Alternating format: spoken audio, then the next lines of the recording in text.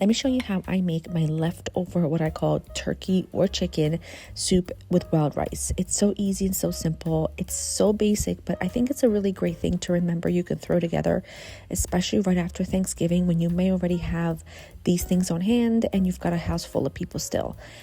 We're going to do things backwards because we're taking that carcass and any leftover meat and we're adding it to a large stock pot or soup pot and bring that to a simmer because you want to obviously make that really flavorful and get that meat to fall off the bone. Now you're going to go ahead and finally chop some yellow onion. We're doing things backwards, so keep that in mind. We're going to saute the onions and the celery separately. And just as a reminder, these videos are just in addition to my content, just to give you extra ideas when it comes to any kind of recipes or food. And I figured since I was making this today, I might as well just share it with you. You're going to finally chop some celery and some onions. If you want to add carrots, go for it. But because we're adding soup, like soup vegetables later that has a lot of carrots in it, I'm omitting them in this stage. So I'm just finally chopping some celery and some onions, adding that to a little skillet with some olive oil because we need to get these sauteed before we add them to that stock pot.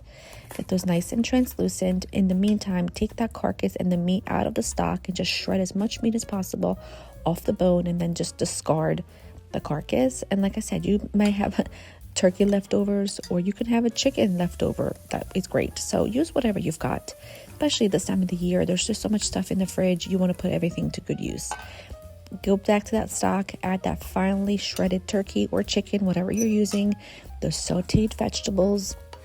And this is the time where you can really add anything you want. You want to add potatoes, add potatoes. You want to add other vegetables you have on hand, go for it.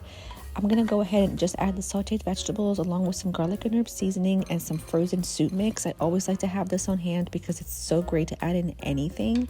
And then I like to add a little bit of heavy cream just because it just gives you a little richness, and I like it with the wild rice. And then once it comes back up to a boil, because those vegetables are pretty much already cooked, you're going to go ahead and add in your wild rice mixture or any rice that you like.